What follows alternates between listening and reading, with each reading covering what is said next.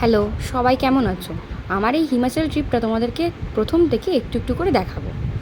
তো যেদিনকে আমরা যাব সেদিনকে আমাদের হাওড়া থেকে ট্রেন ছিল নেতাজি এক্সপ্রেস, রাত্রির 9:55-তে। তো এখন ট্রেনে আছি।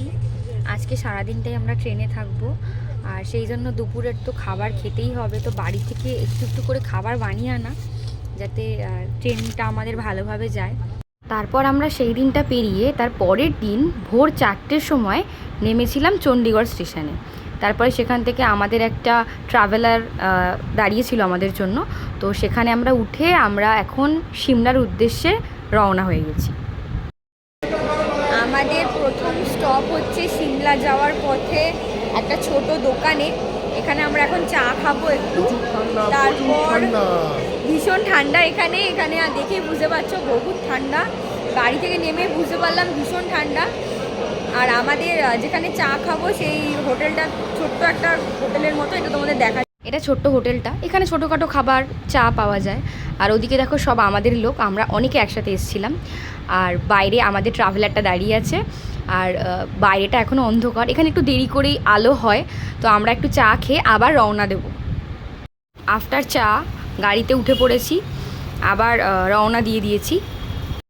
আমাদের পরের ডেস্টিনেশন হচ্ছে ব্রেকফাস্ট করার জন্য আমরা একটা রেস্টুরেন্টে নেমেছি।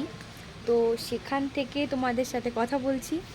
আর আমার এখানে যে ভিউটা সেটা তোমাদের দেখাচ্ছি। দেখো কি সুন্দর ভিউটা, এখানে ভীষণ সুন্দর ভিউ। আর এখন বৃষ্টি পড়ছে, খুব সুন্দর লাগছে দেখতে। দেখো এটা পাহাড়, আর পাহাড়ের গায়ে হচ্ছে এই রেস্টুরেন্টটা। আমরা নিয়েছি আলুর পরোটা, আর আলুর পরোটার সঙ্গে আমাদের দিয়েছে টক দই আর হচ্ছে আচার। দারুণ খেতে, কারণ আলু পরোটাটা অনেকটা বড়।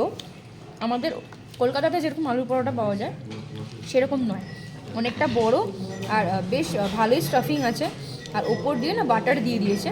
তো একদম অন্যরকম খেতে, আর খুবই ডিফারেন্ট, খুবই সুন্দর খেতে। সানরাইজটা দেখতে কি সুন্দর লাগছে দেখো। আমরা আবার গাড়িতে উঠে পড়েছি সিমলার উদ্দেশ্যে। এর পরের জার্নিটা তোমাদেরকে আবার পরের ভিডিওতে দেখাবো। বাই।